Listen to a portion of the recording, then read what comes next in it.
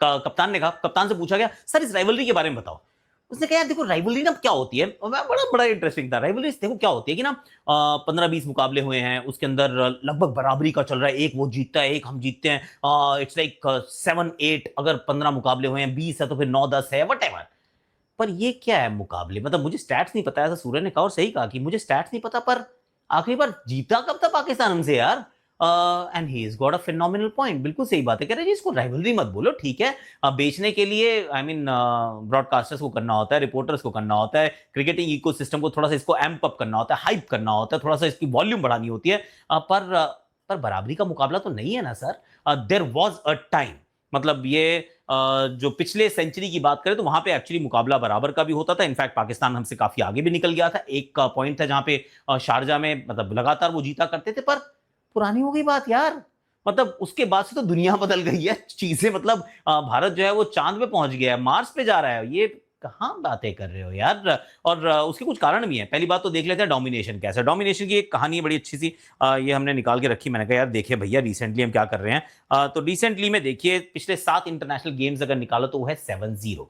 तो जो हारिस कह रहे थे 6-0, नहीं सर 6 नहीं है 7-0, आपकी मैथ खराब है। 6 वो था जो सामने की तरफ छक्के लगाए गए थे, जो आपको भी मारा था विराट कोहली ने। कोहली का विराट शॉट वो छक्का था। जो शाहीन शाह अफरीदी ने पहली बाउंसर डाली ऐसे करके मारा, वो छक्का था। जो सामने की तरफ छक्के मारे वो छक्के थे जो भाइयों ने मारे हमारे। पर आप जो कह रहे हैं वो छक्का नहीं, वो 7वां हो गया भैया। It is 7-0 now. In the last 7 T20 international games India has फैंटी लगाई है। तो फिर राइवलरी कहां से हुई? चलो भैया ऐसा करते हैं 50 ओवर वर्ल्ड कप के ना पिछले 8 गेम देख लेते हैं। That is also good metric, क्योंकि बाइलैटरल सीरीज होती नहीं है तो उसमें स्कोर भी बड़ा सिंपल सा है, 8-0।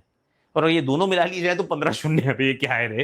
हालांकि चैंपियंस ट्रॉफी में आप कह सकते हैं चलो 3-3 की बराबरी का है, हालांकि इस बार की चैंपियंस ट्रॉफी में भी आपको धोया था यार। तो क्या ही बचा। और हेड टू हेड अगर देखिए हम आईसीसी इवेंट्स में 18-4 इन फेवर ऑफ इंडिया।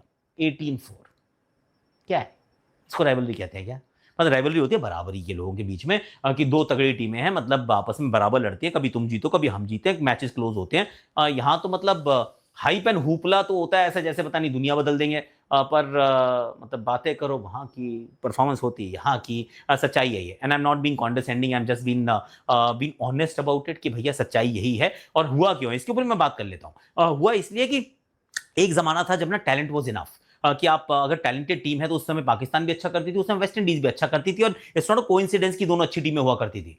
दोनों के पास टैलेंटेड खिलाड़ी हुआ करते थे, and that is a fact. Bowling heavy team होती थी, मतलब बॉल बनाते हुए बड़े अच्छे से थे, वो रिवर्स स्विंग भी करते थे, वेस्ट इंडीज के बाउंसर्स लगाया करते थे, and there was a lot of flair that came to the fore. पर उसके बाद जैसे जैसे क्रिकेट आगे की तरफ बढ़ा, क्रिकेटिंग इकोनॉमी बढ़ी, इंफ्रास्ट्रक्चर बढ़ा, वहां पे ऑस्ट्रेलिया ने भी छलांग लगाई। और फिर उसके बाद भारत उसके बाद साथ आके खड़ा होना शुरू करता है, और भारत अब आगे निकलने लगता है। क्योंकि सच बात यह है कि जो आपका देश का हाल होगा ना, वो आपके स्पोर्ट का हाल होगा। और यहाँ पे आपको बड़ा क्लियर नजर आ रहा है कि इंडिया की इकोनॉमी उस दिशा में जा रही है, और पाकिस्तान जो आईएमएफ के bail out to bail out जिंदा रह रहा है। तो उन्होंने जो चूज किया अपने लिए path, it is like almost like it's doomed. और वही उनकी क्रिकेट में भी नजर आती है, उनकी बाकी स्पोर्ट्स में भी नजर आती है। कहाँ है? पहले स्क्वाश के चैंपियन हुआ करते थे, अब कहाँ है भाई? पहले हॉकी बड़ी अच्छी टीम हुआ करती थी, अब कहाँ है भाई?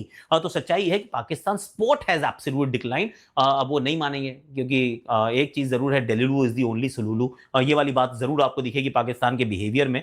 पर सच बात यह है कि आसपास भी नहीं लगता है, ना तो इकोनॉमिकली लगता है, ना ही स्पोर्ट के दृष्टिकोण से लगता है। हालांकि कहानियां जो हैं यहाँ पे कहानियां बेची जाती हैं कि हम ऐसे हैं हम वैसे हैं, rhetorics, I mean that country is a lot about rhetorics. पर सच्चाई में they are no way near at this point in time. और ये पाकिस्तान का सबसे बेहतरीन प्रदर्शन था विद द बैट, उसके बावजूद ऐसे करके मैच खत्म हुआ है, ऐसे करके।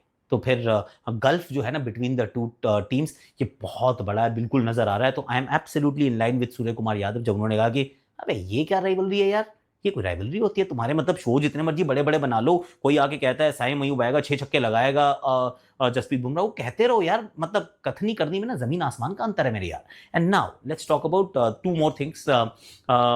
एक साहिबजादा फरहान, तो उन्होंने कुछ AK-47 वाला सेलिब्रेशन किया, ना। आई एम थिंकिंग यार पिछला मैच खेला था तूने, 40 रन बनाए थे टोटल, 44 बॉलों में 90 के स्ट्राइक रेट से, करेक्ट? इस मैच के अंदर आपका 128 का स्ट्राइक रेट है, 128 129। जब आपकी टीम के बाकी खिलाड़ियों का स्ट्राइक रेट जो वो 150 का है, आप 128 129 के स्ट्राइक रेट के बाद ऐसे वो बना के आप कर रहे हो सेलिब्रेशन।